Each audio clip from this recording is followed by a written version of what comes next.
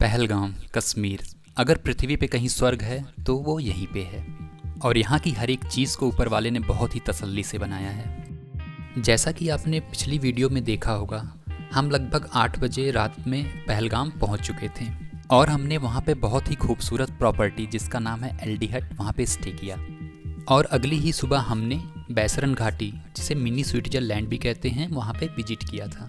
अगर आपने पहलगाम की वीडियो नहीं देखी है तो ऊपर जो नोटिफिकेशन आ रहा है उस पर क्लिक करके आप वीडियो देख सकते हैं।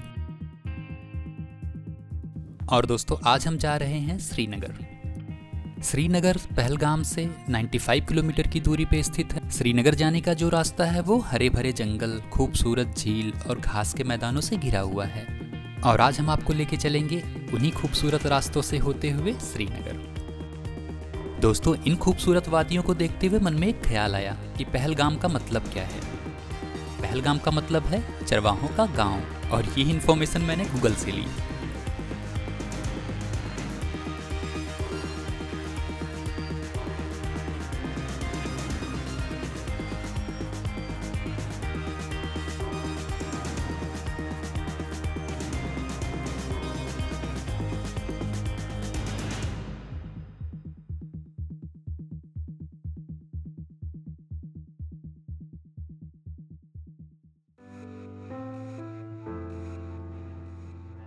दोस्तों, रियली में कितना खूबसूरत है ये दृश्य। जो राइट साइड में आपको नदी दिख रही है, इसका नाम है लिद्दर नदी।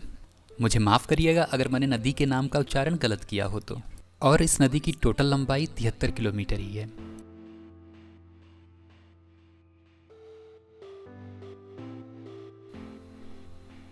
दोस्तों, यहाँ पे आने पे मुझे ऐसा लग रहा है जैसे कि समय रुक सा गया हो।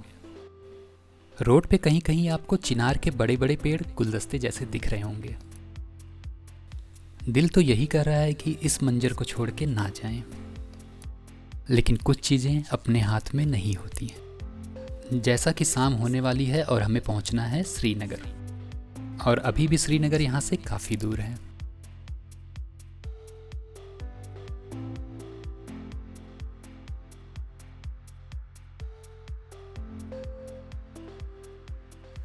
दोस्तों, अब तक का हमारा पहलगाम का एक्सपीरियंस बहुत अच्छा रहा। यहाँ कहीं भी हमें किसी भी तरह की अनसिक्योरिटी फील नहीं हुई।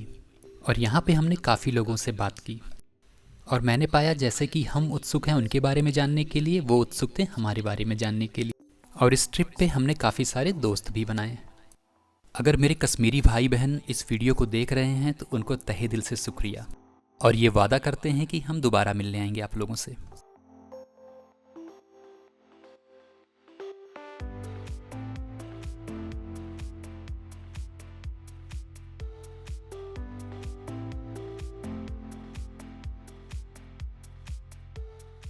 ये देखिए दोस्तों, क्या सीन है। दोस्तों, क्या बोलोगे इस सीन को? नदी का जो धारा है वो जा रही है। और इस ऑसम सीन है। खूबसूरत दृश्य और को इधर देख के चिनार का हमसे पेड़ नहीं है। रहा गया।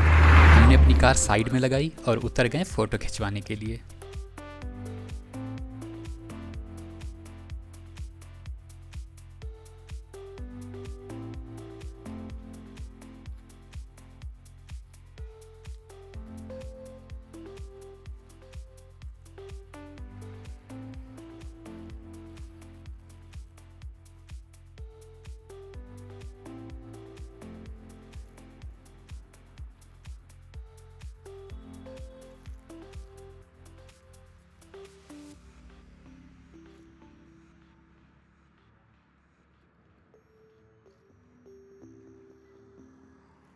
और इस पेड़ के पास पहुंचने पे मिले हमें दो नन्हे दोस्त।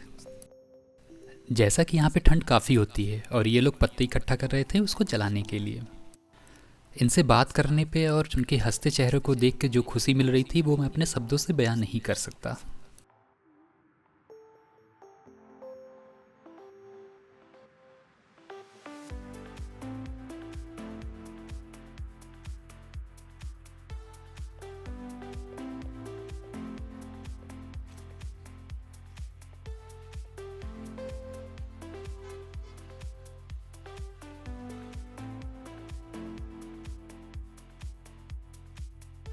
लगभग 35 मिनट उस खूबसूरत चिनार पेड़ के नीचे बैठने के बाद हम दोबारा निकल पड़े श्रीनगर की तरफ।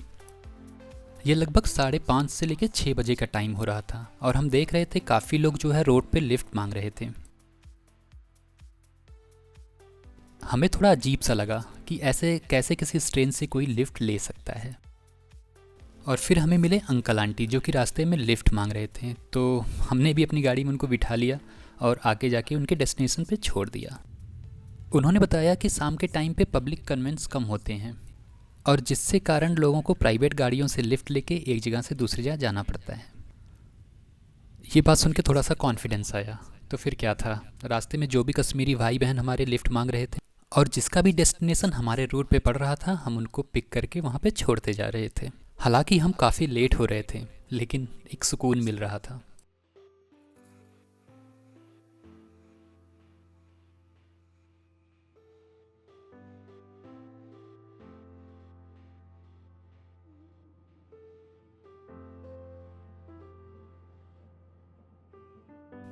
पहलगांव से श्रीनगर का जो टोटल टाइम लगता है वो लगभग 3 घंटे का लगता है और हम पहुंच चुके हैं इसमें हाईवे पे।